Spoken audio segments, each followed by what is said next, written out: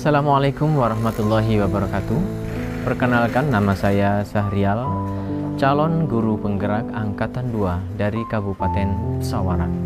Saya bertugas di SD Negeri 14 Negeri Katon. Pada kesempatan ini saya akan menyampaikan pemahaman saya tentang modul 3.1 tentang pengambilan keputusan sebagai pemimpin pembelajaran. Sebagai pemimpin pembelajaran harus mampu untuk mengambil keputusan secara efektif dari masalah yang ringan sampai dengan masalah yang paling sulit.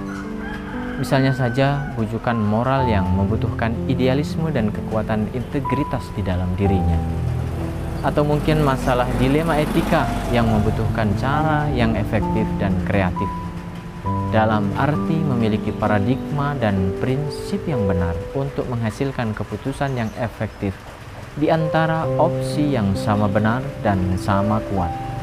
Karena secara langsung maupun tidak langsung, keputusan yang dihasilkan oleh pemimpin pembelajaran akan menentukan arah dan tujuan institusi yang dipimpinnya.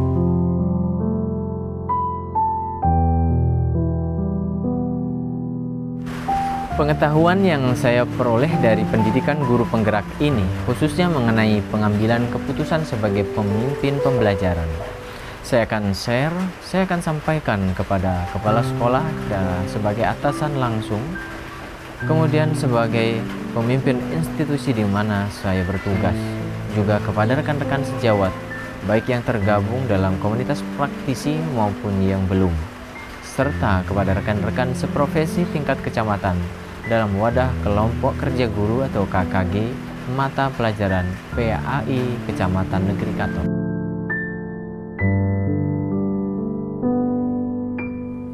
Langkah-langkah awal yang akan saya lakukan untuk mengambil keputusan sebagai pemimpin pembelajaran dalam kasus dilema etika adalah: yang pertama, mengenali dan memastikan dalam suatu permasalahan itu terdapat nilai-nilai yang saling bertentangan, dan itu betul-betul berhubungan dengan aspek moral, bukan aspek sopan santun atau norma sosial, di mana menurut Borba terdapat 3 aspek utama moral, yaitu hati nurani, etika, dan kontrol diri.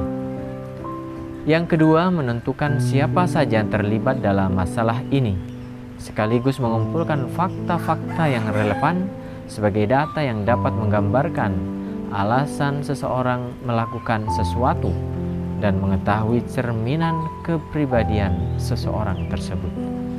Yang ketiga, melakukan pengujian benar salah menggunakan kacamata hukum atau regulasi dan intuisi. Jika dianggap salah menurut hukum atau menurut regulasi atau menurut intuisi, maka masalah tersebut bukanlah dilema etika. Yang keempat, dilakukan uji halaman depan koran. Jika ada bayangan tidak nyaman yang akan dirasakan, maka kemungkinan besar itu adalah dilema etika. Yang kelima, dilakukan uji panutan dengan memperkirakan keputusan apa yang akan diambil oleh seorang ibu kepada anaknya, yang tentunya dengan pertimbangan rasa kasih sayang. Selanjutnya adalah memilih paradigma dan prinsip resolusi yang sesuai dengan permasalahan yang ada, sebelum memeriksa lagi apakah ada kemungkinan solusi lain yang tidak pernah terfikirkan sebelumnya. Setelah itu baru diambil keputusan yang membutuhkan keberanian moral untuk menetapkannya. Yang terakhir, merefleksikan cara-cara yang dilakukan untuk mengambil keputusan tersebut sebagai acuan dari permasalahan-permasalahan yang akan datang. Inilah langkah-langkah yang dapat dilakukan jika terdapat masalah atau kasus, baik di kelas maupun di lingkungan sekolah, baik yang terjadi pada murid-murid maupun tenaga pendidik dan kependidikan.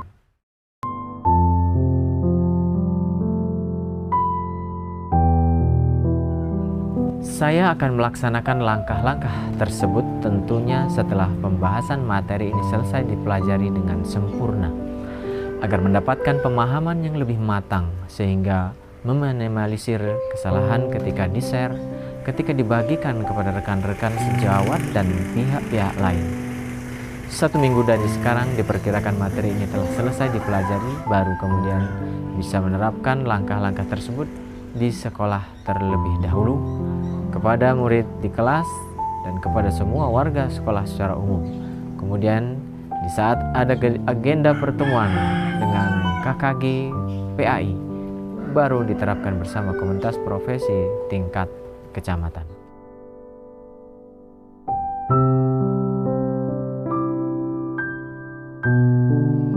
Dalam menjalankan pengambilan keputusan sebagai pemimpin pembelajaran tentu membutuhkan pendamping. Dalam hal ini adalah kepala sekolah dan rekan sejawat yang akan menjadi partner sekaligus sebagai teman untuk diskusi mengenai apakah langkah-langkah yang diambil sudah efektif atau belum. Terima kasih, salam dan bahagia.